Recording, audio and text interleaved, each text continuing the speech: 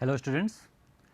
For the subject of quantitative techniques for managers in MBA second semester, we are meeting again to discuss upon the model of linear programming. तो linear programming model के बारे में discussion हम लोगों ने पिछले session में शुरू किया था. Linear programming, which is an important topic in operations research and which is in the second unit of our syllabus.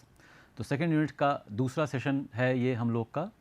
पहले हम लोग बात कर चुके हैं about what are linear programming models. Linear programming है क्या, उसके बारे में ब्रीफली हम लोगों ने समझा था कि होता क्या है, किस तरह से इसको लेकर के चलते हैं. अब कोई भी प्रॉब्लम जब हम लोग लीनियर प्रोग्रामिंग अप्रोच से शुरू उसको सॉल्व करेंगे तो ये भी एक जनरल फॉर्म में भी हम समझ सकते हैं. चाहे लीनियर प्रोग्रामिंग हो, चाहे कई सारे और मॉडल्स ऑपरेशन रिसर्च के हों, हम लोग पहला स्टेप ये करते हैं जो कि मैथमेटिकली पहले प्रॉब्लम को फॉर्मुलेट करते हैं. मैथमेटिकल फॉर्मुलेशन करने के बाद हम उस प्रॉब्लम को सॉल्व करते हैं. When we are talking about operations research, introduction to operations research, then also I told you कि जो फॉर्मुलेशन पार्ट है वो ज़्यादा इम्पॉर्टेंट होता है. सॉल्व तो उसके बाद फिर हमारे पास कंप्यूटर सॉफ्टवेयर भी अवेलेबल हैं जिनको यूज़ करके हम प्रॉब्लम को सॉल्व कर सकते हैं. ह्यूमन रिक्वायरमेंट जो है, ह्यूमन बींग्स की रिक्वायरमेंट या डिसीजन मेकर की रिक्वायरमेंट या एज अ मैनेजर आपकी रिक्वायरमेंट जो है वो प्रॉब्लम फॉर्मुलेशन स्टेज पर ही ज़्यादा होती है. क्यों? क्योंकि अगर हमने ये नहीं सही से समझा कि प्रॉब्लम जो भी कुछ डेटा दिया हुआ है, किसी भी केस में प्रॉब्लम या कोई केस स्टडी है, कोई सिचुएशन है, कुछ भी इंफॉर्मेशन दी हुई है, कोई प्रॉब्लम अकर कर रही है, ऑर्गेनाइजेशन में आप हैं, ऑर्गेनाइजेशन में आप जब किसी भी ऑर्गेनाइजेशन को एज अ मैनेजर जो आप ज्वाइन करेंगे तो ऑर्गेनाइजेशंस में रोज़ाना कुछ ना कुछ प्रॉब्लम्स आती रहेंगी. एक मैनेजर को एज अ मैनेजर आपको जो सबसे ज़्यादा करना है वो रोज़ भी कुछ ना कुछ डिसीजंस लेने होंगे. डिसीजंस लेने के लिए आपको इन्फॉर्मेशन चाहिए होगी. इन्फॉर्मेशन अपने आप में कुछ नहीं काम करेगी, आपको इन्फॉर्मेशन को एनालाइज़ करना होगा. इन्फॉर्मेशन को एनालाइज़ करने के लिए आपको कई सारे टूल्स चाहिए होंगे. इन्फॉर्मेशन क्वांटिटेटिव हो सकती है, क्वालिटेटिव हो सकती है. क्वालिटेटिव इन्फॉर्मेशन अगर होगी तो उसके लिए अलग टूल्स होंगे एनालिसिस के, और अगर क्वांटिटेटिव इन्फॉर्मेशन होगी तो कई सारे टूल्स ऑपरेशन रिसर्च के हम लोग वहाँ पर यूज़ कर सकते हैं, जिसमें से कि एक हम लोग डिस्कस कर चुके हैं अबाउट डिसीजन थ्योरी, दूसरा अभी हम लोग देख रहे हैं अबाउट लीनियर प्रोग्रामिंग. तो ये जो टूल्स हैं इनको अब यूज़ करेंगे कैसे? जब भी कोई प्रॉब्लम ऑर्गेनाइजेशन में अराइज होगी, हम लोग यहाँ पर जैसे दूसरा मॉडल अभी ये पढ़ने जा रहे हैं, इसके बाद हम लोग 7 और मॉडल्स पढ़ेंगे और इससे भी ज़्यादा मॉडल्स और हैं अवेलेबल ऑपरेशन सिस्टम में. तो कई सारे मॉडल्स हैं. प्रॉब्लम अराइज होगी आपके सामने तो प्रॉब्लम साथ में ये नहीं बताएगी कि मुझको सॉल्व करने के लिए ये वाला पर्टिकुलर मॉडल आप यूज़ कर सकते हैं. ये एक डिफरेंस है जब आप पेपर को पूरी तरह से पढ़ करके और एग्ज़ाम देंगे और जब आप ऑर्गेनाइजेशन में जाकर के काम करेंगे. तो एग्ज़ाम में आपको लिखा होगा, एग्ज़ाम में आपको मालूम होगा कि ये पहली यूनिट का क्वेश्चन है तो इसमें कौन सा मॉडल लग रहा होगा, दूसरी यूनिट का क्वेश्चन है तो कौन सा मॉडल लग रहा होगा. लेकिन ऑर्गेनाइजेशंस में जो आपके सामने प्रॉब्लम्स आएंगी वो सिलेबस और यूनिट देख करके तो नहीं आएंगी कि ये पहले यूनिट वाली पहले प्रॉब्लम आएगी और दूसरी यूनिट वाले बाद में आएगी और उससे मालूम हो जाए कि कौन सी यूनिट लगानी है, यहाँ पे कौन सा मॉडल लगाना है. तो वहाँ पर ही मैथमेटिकल फॉर्मुलेशन जो है that becomes important because you do not know whether this is linear programming, whether this is transportation, या हमने डिसीजन थ्योरी में जो पढ़ा था उसको यहाँ पे लगाएंगे, वो तो कुछ पता ही नहीं है. तो पहले तो आपको डेटा समझना होगा. डेटा समझ करके प्रॉब्लम सही तरह से आइडेंटिफाई करनी पड़ेगी. Problem identification, that is Y in management और इन एनी डिसिप्लिन, कोई डॉक्टर ही है, प्रॉब्लम आइडेंटिफिकेशन वो इम्पॉर्टेंट है. अगर हमको ये पता चल जाए, किसी को ये पता चल जाए जबकि बीमारी है तो है कौन सी, तो अक्सर लोग गूगल करके भी उसकी दवा निकाल करके खा लेते हैं. ये एक चीज़ तो मतलब हम लोग को हिंदुस्तान में ओवर द काउंटर ड्रग्स मिल भी जाते हैं तो ये आसान हो जाता है. लेकिन अगर बीमारी है कौन सी ये कौन बताएगा? अगर हम अपने सिम्पटम्स के बेसिस पर इलाज करने की कोशिश करें और अब बीमारी के बजाय अपने सिम्पटम्स अगर आप गूगल करने लगें तो आपको ये लगेगा कि हर बीमारी हमको हो गई है. लेकिन डॉक्टर ये बताएगा कि एक्चुअली कौन सी बीमारी आपको है. और कहीं ये डायग्नोसिस ही गलत हो गई कि बीमारी कौन सी थी, मलेरिया थी और निमोनिया आपके डॉक्टर ने बता दिया और उसका इलाज करने लग गया, तब तो मरीज़ गया ही गया. ये ज़रूरी नहीं है कि मलेरिया है और मलेरिया का इलाज हो रहा है तो बच ही जाए. उसके आगे भी कई चीज़ें प्रॉब्लम्स हो सकती हैं, लेकिन फिर भी problem identification therefore is most important. तो वैसे ही ऑर्गेनाइजेशन के अंदर भी जब आप जाएंगे तो प्रॉब्लम को सही सही पकड़ना वो ज़रूरी होगा, और फिर उस प्रॉब्लम में कौन सा मॉडल लगेगा और उसको प्रॉपर एक शेप देना, उस प्रॉब्लम को सॉल्वेबल शेप देना, ये मैथमेटिकल फॉर्मुलेशन में किया जाता है। तो वो काम कोई कंप्यूटर नहीं कर सकता, वो आप करेंगे, और जब वो काम आप कर लेंगे उसके बाद सॉल्व करने का काम कंप्यूटर भी कर सकता है, आप भी कर सकते हैं।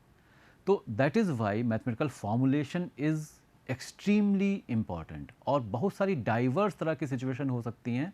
पिछले सेशन में मैंने आपको बताया था कि लीनियर प्रोग्रामिंग मॉडल जो है वो वर्सेटाइल मॉडल है, कई अलग अलग जगहों पे लग सकता है। लीनियर प्रोग्रामिंग मॉडल जो है वो एक जनरल पर्पस मॉडल है। तो जनरल पर्पस मॉडल है तो variety of problems can be solved using linear programming. किस तरीके से उसको फॉर्मुलेट किया जाएगा ये इसलिए काफ़ी इम्पॉर्टेंट हो जाता है। Now coming to how we are going to do this, इसका कोई वैसे तो जनरल रूल नहीं हो सकता है, लेकिन कुछ एक चीज़ें जो हैं जो हम लोग आज डिस्कस करेंगे उनको ध्यान में अगर हम रखेंगे तो काफ़ी आसानी से, कुछ आसानी से एटलीस्ट हम लोग लीनियर प्रोग्रामिंग मॉडल्स को फॉर्मुलेट कर सकते हैं, और भी तरह की प्रॉब्लम्स को फॉर्मुलेट कर सकते हैं। रेयरली पूछा जाता है, लेकिन कभी कभी कई और मॉडल्स में भी फॉर्मुलेशन आपके पेपर में आया है। लीनियर प्रोग्रामिंग में भी कई तरह की मॉडल्स हम लोग फॉर्मुलेट कर सकते हैं। हमारे सिलेबस में केवल प्रोडक्ट मिक्स प्रॉब्लम्स हैं, तो वो थोड़ा सा आसान हो जाता है, लेकिन अलग अलग और भी तरह की प्रॉब्लम्स हमें हैंडल कर सकती हैं, at least if not in while pursuing MBA, तो MBA के बाद भी आपको और प्रॉब्लम्स मिलेंगी। तो क्या है, सबसे पहली चीज़ जो है वो है, एक प्रॉब्लम में, एक LP प्रॉब्लम में होंगे डिसीजन वेरिएबल्स। डिसीजन वेरिएबल्स यानी कि वो वेरिएबल्स जिनके बारे में डिसीजन लेना है, वो हैं हमारे डिसीजन वेरिएबल्स। तो किसी भी एक LP प्रॉब्लम में, किसी भी एक प्रोडक्ट मिक्स LP प्रॉब्लम में पहला स्टेप जो नॉर्मली होता है, अगेन ये ज़रूरी नहीं है, कभी कभी कुछ और चीज़ें भी इंफॉर्मेशन को आप यूज़ कर सकते हैं, लेकिन ऑब्वियसली पहले तो सबसे ये देखना पड़ेगा कि वेरिएबल कौन से हैं। प्रोडक्ट मिक्स प्रॉब्लम अगर है, 10 अलग अलग प्रोडक्ट्स भी बना रही है, अगर बना रहा कोई ऑर्गेनाइजेशन, हमारे कोर्स में इतने ज़्यादा वेरिएबल्स नहीं आएंगे, लेकिन let us just say for example से कि 10 वेरिएबल्स, 10 प्रोडक्ट्स अगर बना रहा है, तो वो 10 के 10 प्रोडक्ट्स को रिप्रेजेंट करने के लिए हमारे पास 10 वेरिएबल्स होने चाहिए, तो वो हमारे डिसीजन वेरिएबल्स होंगे। ये सबसे पहले हमको डिसाइड करना पड़ेगा। एक चीज़ और मैं ऐड कर दूं,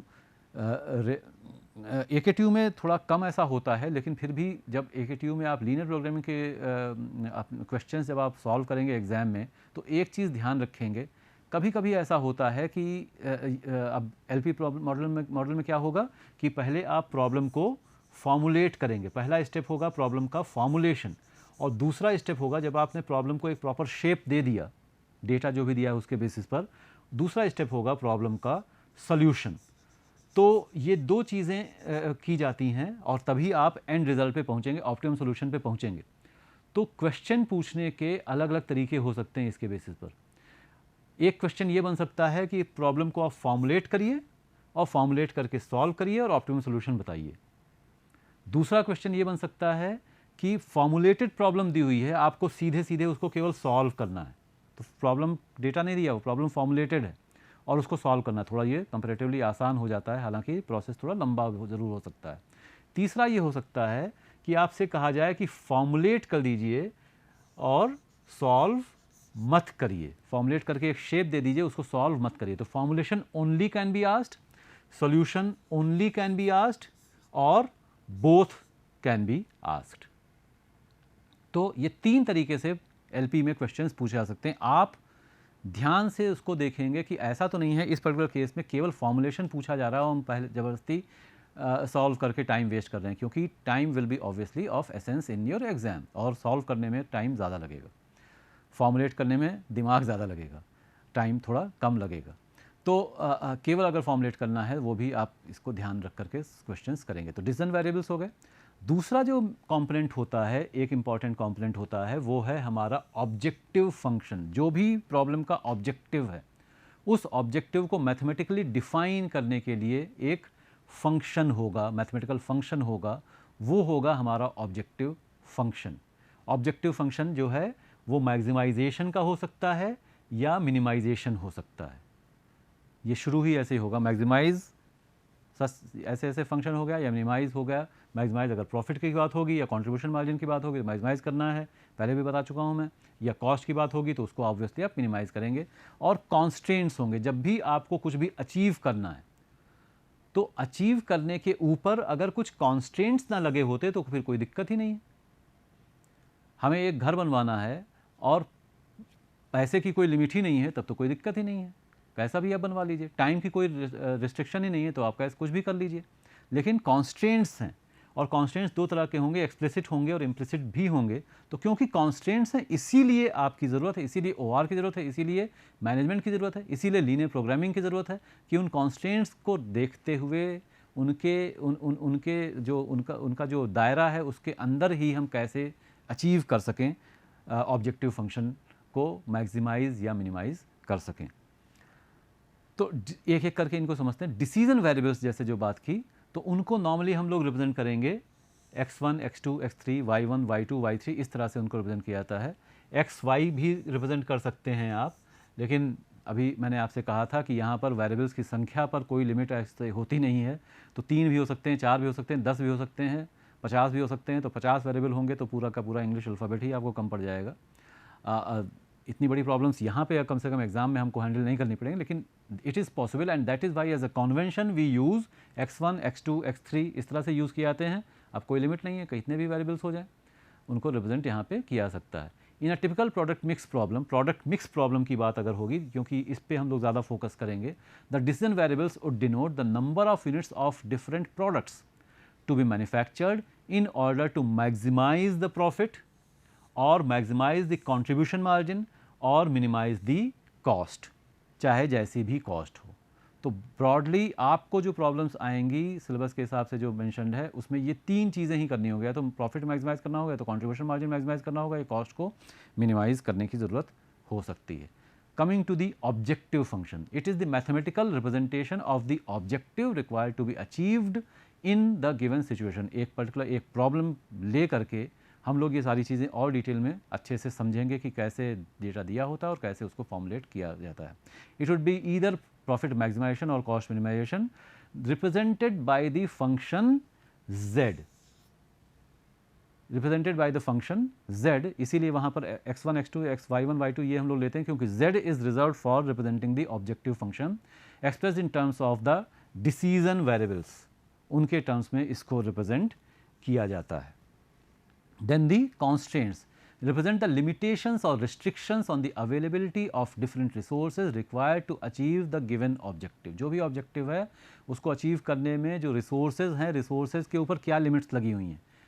आपके पास मशीन्स हैं तो मशीन कितना चला सकते हैं, आपके पास रॉ मटेरियल है तो रॉ मटेरियल कितना है, उससे ज़्यादा यूज़ नहीं कर सकते हैं। मैन आवर्स हैं तो कितने ह्यूमन बींग्स आप कितना ह्यूमन रिसोर्स आप यूज़ कर सकते हो, उससे ज़्यादा यूज़ नहीं कर सकते हैं। कोई चीज़ कोई न्यूट्रिएंट है तो वो कितना मिनिमम होना चाहिए, उससे कम नहीं होना चाहिए। इस तरह के लिमिटेशंस हो सकते हैं, ये कॉन्स्ट्रेंट्स होंगे। एक्सप्लिसिट कॉन्स्ट्रेंट्स, इनको प्रॉब्लम लेकर के जब हम समझेंगे तो और क्लियर होगा, और those that are clearly mentioned in the problem data. Implicit और non-negativity constraints are not directly mentioned, they are just implied in the problem। non-negativity जो पहले अभी बात की थी हम लोगों ने लीनियर प्रोग्रामिंग के इंट्रोडक्शन में, लास्ट सेशन में जो हमने देखा था कि कोई भी वेरिएबल नेगेटिव नहीं हो सकता है, तो इसके लिए भी हम कॉन्स्ट्रेंट बनाएंगे, नॉन नेगेटिविटी कॉन्स्ट्रेंट या इम्प्लिसिट कॉन्स्ट्रेंट उनको बोला जाता है। Now let us take this particular problem, और इस प्रॉब्लम को ले करके हम लोग पूरा प्रोसेस जो है समझते हैं लीनियर प्रोग्रामिंग का। there is in an organization there are 2 products, let us call them P1 and P2, which are being manufactured। each product has to be processed through 2 different machines, M1 and M2। 2 machines हैं, 2 product हैं, दोनों product की processing दोनों machines के ऊपर हो रही है। 1 unit of product P1 consumes 4 hours of time on M1 and 2 hours of time on M2। ठीक है, तो 2 प्रोडक्ट्स हो गए P1 और P2, दोनों की प्रोसेसिंग हो रही 2 मशीन्स के ऊपर M1 और M2। पहला प्रोडक्ट P1 जो है वो पहली मशीन के ऊपर 2 घंटे यूज़ करता है, 1 यूनिट बनाने में 2 घंटे लग रहे हैं, और दूसरी यूनिट बनाने में दूसरे मशीन पे 2 घंटे लग रहे हैं। Similarly 1 unit of P2 consumes 2 hours on M1 and 4 hours on M2, ये दिया हुआ है। 60 hours are available on the machine M1 and 48 hours are available on the machine M2. Per unit contribution margin P1 के लिए 8 रुपये है, if we say it is rupees, और P2 के लिए 6 है. Determine the number of units of P1 and P2 to be manufactured so as to maximise the total contribution. Total contribution जो है वो कैसे मैक्सिमाइज़ किया जाए, उसको मैक्सिमाइज़ करने के लिए कितनी कितनी यूनिट मैन्युफैक्चर की जाए P1 और P2 की, ये हमारा क्वेश्चन है. पहले हम सबसे जो डेटा दिया हुआ है, जिसको यहाँ पर तो वैसे हमने अंडरलाइन कर दिया है, इसको समराइज़ कर लेते हैं. तो क्या क्या डेटा दिया हुआ है? 2 प्रोडक्ट्स हैं, P1 प्रोडक्ट है, P2 प्रोडक्ट है.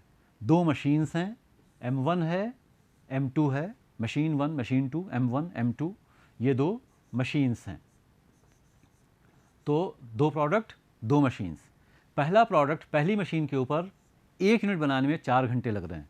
पहले प्रोडक्ट को पहली मशीन पे 1 यूनिट बनाने में 2 घंटे लग रहे हैं. पहला प्रोडक्ट दूसरी मशीन के ऊपर 2 घंटे ले रहा है और दूसरा प्रोडक्ट दूसरी मशीन के ऊपर 4 घंटे ले रहा है. तो हो क्या रहा है कि पहला प्रोडक्ट की प्रोसेसिंग जो है पहली मशीन पे हो रही 4 घंटे, फिर दूसरी मशीन पे 2 घंटे और वो तैयार हो जा रहा है. दूसरा प्रोडक्ट जो है पहली मशीन के ऊपर 2 घंटे प्रोसेसिंग हो रही, दूसरी मशीन के ऊपर 4 घंटे प्रोसेसिंग हो रही है और वो रेडी हो जा रहा है. पहली मशीन पर let us say for in the duration of 1 week कितने आवर्स अवेलेबल हैं? 60 आवर्स अवेलेबल हैं. दूसरी मशीन के ऊपर एक हफ्ते में कितने आवर्स अवेलेबल हैं? 48 आवर्स अवेलेबल हैं.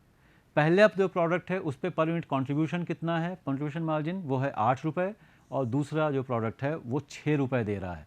उसकी पहले प्रोडक्ट की 1 यूनिट आप बनाएंगे तो प्रॉफिट 8 रुपये बढ़ जाएगा. दूसरा प्रोडक्ट की 1 यूनिट बनाएंगे तो ऑफ प्रॉफिट 6 रुपये बढ़ जाएगा. कितना बनाया जाए P1, कितना बनाया जाए P2, ये है हमारा क्वेश्चन. सबसे पहला काम है डिसीजन वेरिएबल्स. यहाँ पे डिसीजन वेरिएबल्स क्या हैं? P1 कितना मैन्युफैक्चर करें, P2 कितना मैन्युफैक्चर करें, ये हैं हमारे डिसीजन वेरिएबल्स. ये होंगे हमारे डिसीजन वेरिएबल्स. जो अनकंट्रोलेबल वेरिएबल्स हैं वो भी अगर हम लोग यहाँ पे देख लें, अनकंट्रोलेबल वेरिएबल्स क्या हैं? कितना रिसोर्स अवेलेबल है पहली मशीन के ऊपर, कितना रिसोर्स अवेलेबल है, कितने आवर्स अवेलेबल हैं दूसरी मशीन के ऊपर, ये अनकंट्रोलेबल वेरिएबल्स हैं. इस प्रॉब्लम में ये कांस्टेंट हैं, लेकिन एक्चुअली ये वेरिएबल हैं. वेरिएबल कैसे हैं? एक और मशीन लगा दी गई. एक मशीन 1 जो है वो एक हफ्ते में 60 घंटे आप उसको यूज़ कर सकते हैं. एक और मशीन लगा दी तो 120 आवर्स आपके पास हो गए. तो ये भी वेरिएबल है, लेकिन आपके कंट्रोल में नहीं है, कम से कम शॉर्ट रन में कंट्रोल में नहीं है, क्योंकि बार बार आप मशीन नहीं लगाएंगे, नई मशीन लगा लिए हटा दिए, ये सारी चीज़ें नहीं करेंगे. तो शॉर्ट रन में इट इज़ अनकंट्रोलेबल. कितना कंट्रीब्यूशन मार्जिन है, ये अनकंट्रोलेबल वेरिएबल है. कितना कंट्रीब्यूशन मार्जिन दोनों का है, कितने कितने घंटे दोनों प्रोसेस हो रहे हैं दोनों मशीन्स के ऊपर. हो सकता है कि मशीन 1 जो है वो थोड़ी पुरानी हो गई है, अगर नहीं होती तो यहाँ 4 के बजाय 2 ही घंटे लग रहे होते. That is a possibility. पुरानी होते होते एफिशिएंसी उसकी कम होती जा रही है. तो ये भी एक वेरिएबल है, अनकंट्रोलेबल है, क्योंकि पुरानी है तो भी हम कुछ कर नहीं सकते रिप्लेस इतनी आसानी से, तो उसको नहीं करेंगे.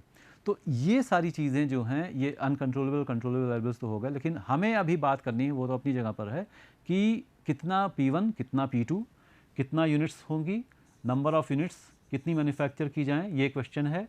P1 कितना, P2 कितना, और कितना P1 कितना P2 बनाएंगे तो उस जो भी मैक्सिमम कंट्रीब्यूशन कितना होगा, तो मैक्सिमम कंट्रीब्यूशन कितना आएगा ये भी फिर उसके बाद हमको पता करना होगा. तो ये क्वेश्चन है. शुरुआत हमने किया डिसीजन वेरिएबल से.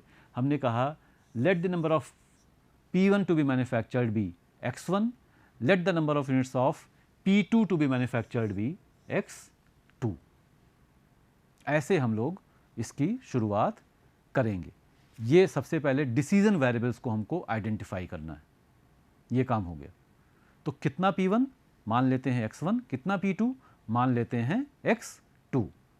2 प्रोडक्ट्स और होते P3, P4. देखिए फॉर्मूलेशन जो है उसमें दिमाग थोड़ा सा लगना ज़रूर है, लेकिन एक चीज़ ये भी ध्यान रहे, अगर सॉल्व नहीं करना है तो आपसे ज़्यादा वेरिएबल्स वाली प्रॉब्लम भी पूछी जा सकती है. जिस तरीके से हम यहाँ पे प्रोसीड करेंगे, अगर यहाँ पे 2 प्रोडक्ट्स और होते P3, P4, P5, P6, कुछ और भी प्रोडक्ट्स अगर होते, तो जैसे अभी प्रोसीड कर रहे हैं वैसे ही करते जाएंगे. ऑब्वियसली ज़्यादा प्रोडक्ट्स होंगे तो वेरिएबल ज़्यादा हो जाएंगे. डिसीजन वेरिएबल हमारे 2 के बजाय जितने प्रोडक्ट हैं उतने ही रहेंगे. तो जो प्रॉब्लम बन करके आएगी बाद में उसको सॉल्व करना थोड़ा ज़्यादा कॉम्प्लिकेटेड हो जाएगा. अगर आपसे सॉल्व करने कहा नहीं जा रहा, केवल फॉर्मुलेट करने कहा जा रहा है, तो ज़्यादा वेरिएबल्स वाली प्रॉब्लम भी आ सकती हैं. इसके लिए थोड़ा सा मेंटली एटलीस्ट प्रिपेयर रहें और करना वैसे ही जैसे यहाँ पे कर रहे हैं। तो ये एक चीज़ हो गई। अब डिसीजन वेरिएबल हो गया। दूसरी चीज़ क्या है, तो ये हो गए हमारे डिसीजन वेरिएबल्स, सॉरी। तो डिसीजन वेरिएबल्स जो हैं ये इस तरह से हमको जो मिल रहे हैं, तो उसके अलावा दूसरी चीज़ हमको देखनी है ऑब्जेक्टिव फंक्शन। ऑब्जेक्टिव फंक्शन क्या होगा, और तीसरी चीज़ जो देखनी है हमको वो होंगे हमारे कॉन्स्ट्रेंट्स। कॉन्स्ट्रेंट्स भी दो तरीके के, एक्सप्लिसिट भी हो सकते हैं और इम्प्लिसिट भी होंगे, दोनों तरह के होंगे। तो ऑब्जेक्टिव क्या है, हमारा ऑब्जेक्टिव यहाँ है क्या, हम अचीव क्या करना चाहते हैं?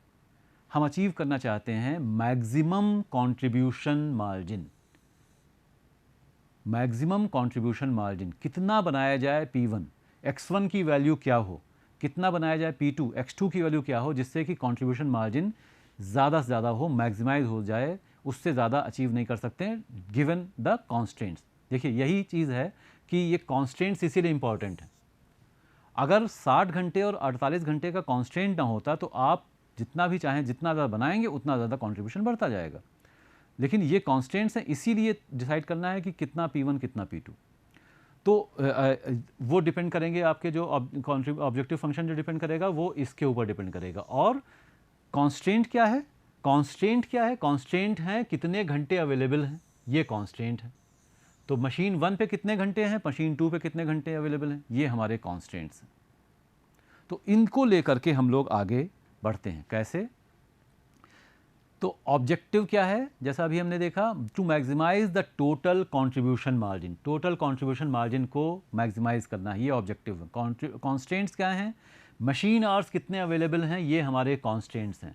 तो सबसे पहले हमने एज्यूम किया, let us assume that x1 units of P1 and x2 units of P2 are to be produced.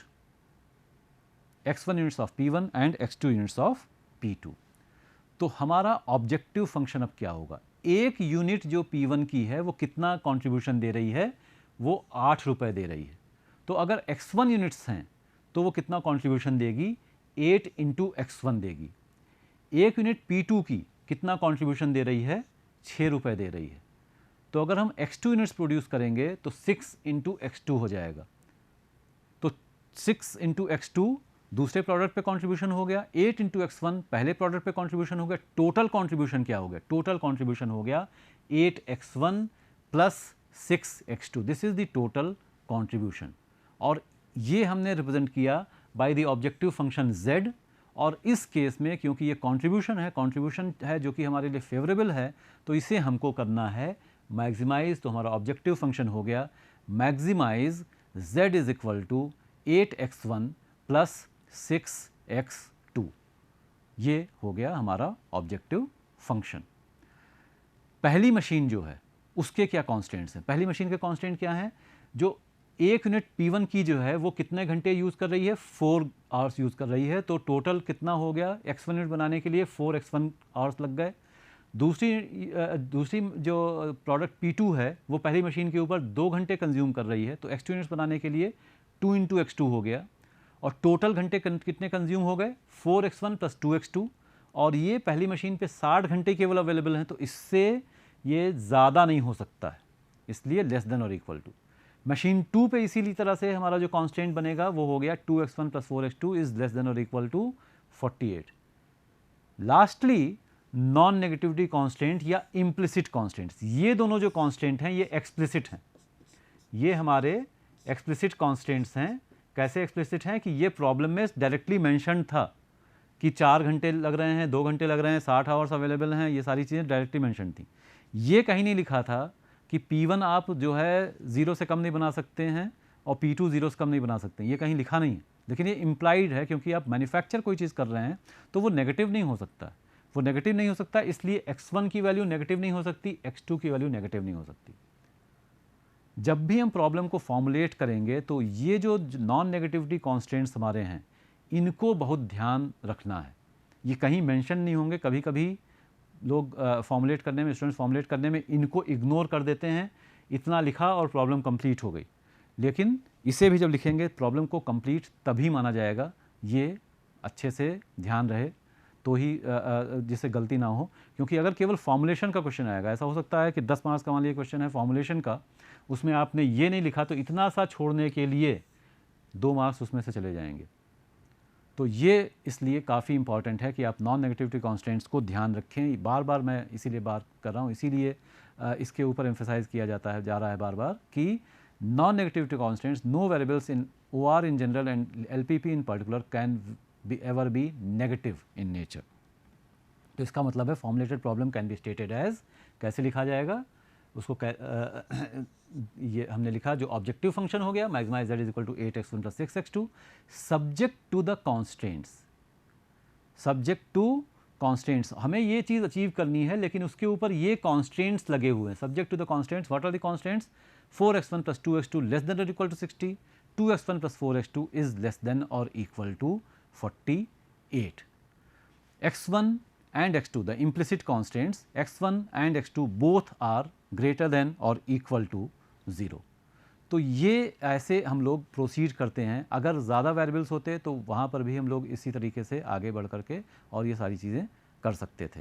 तो problem formulation therefore is a very important aspect in operations research, in LP also in particular.